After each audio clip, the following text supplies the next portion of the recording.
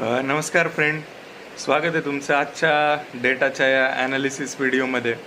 आज 21 एप्रिल 2025. आजचं मार्केटचं ॲनालिसिस करत असताना आपण पाहिलं मागचा आठवडा एकदम तुफान तेजीमध्ये गेला.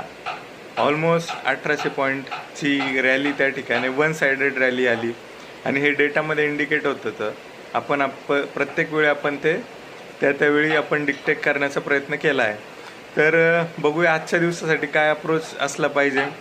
डेटा स्टील पॉझिटिव्ह, एफ आयज आणि प्रो पॉझिटिव्ह साईडला आहेत. रिटेलरने थोडेसे जे पॉझिटिव्ह असते ते बुक केलेले आहेत आणि little bit neutral to negative data आपण म्हणू शकतो from retail client of view. त्यानंतर काही गोष्टी आहेत ज्या फार इम्पॉर्टंट आहेत. लाँग रनची जर्नी आहे. या ठिकाणी गोल्ड वाढतच चालले. तर गोल्ड वाढण्याचा काय इम्पॅक्ट लाँग टर्ममध्ये येऊ शकतो, तर ते अनसर्टन्टिटी आहे. ऑब्वियस लोकांना थोडीशी भीती वाटते.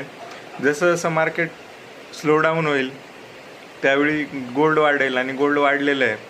आता इथून पुढे अनसर्टन्टिटी कशी आहे त्यावर पुढच्या गोष्टी ठरणार आहेत.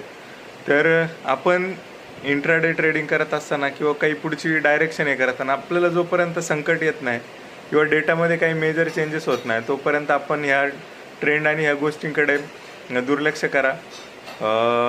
या ठिकाणी काय होतं आहे की आपल्याला ना परफेक्ट बॉटम आणि परफेक्ट टॉप पकडणं इम्पॉसिबल आहे. तो कोणी करू शकत नाही. तो मोठ्या प्लेअरलाच माहीत असणार आहे ऑब्वियस की ते त्याला तिथपर्यंत सेलिंग करायची आणि त्या पर्टिक्युलर टाईमनंतर बाईंग करायची. तर आपण हे ॲनालाइज करू शकतो जस्ट. आणि जोपर्यंत पॉझिटिव्ह डायरेक्शन आहे पॉझिटिव्हमध्ये राहायचे, जोपर्यंत निगेटिव्ह डेटा शिफ्ट होईल आपण निगेटिव्हमध्ये असणार आहे.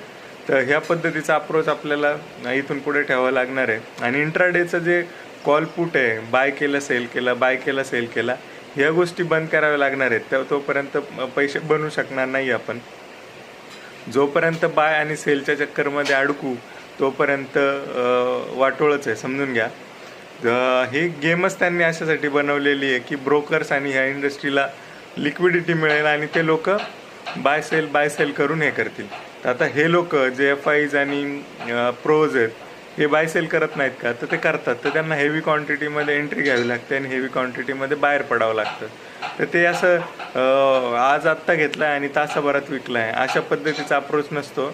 एक 3-4 दिवसाचा मॅक्झिमम ठेवून प्रॉफिट कमवू शकत असतील, आठवडाभराचं ठेवत असतील तर ते काय करतात हे आपण ॲनालाइज डेलीच करत असतो. तर मित्रांनो त्या टाईपचं माइंडसेट डेव्हलप करा आणि आपण ग्रो करण्यासाठी आपण पुढचं पाऊल या ठिकाणी घेऊयात. तर आजच्या व्हिडिओमध्ये एवढंच. थँक्यू.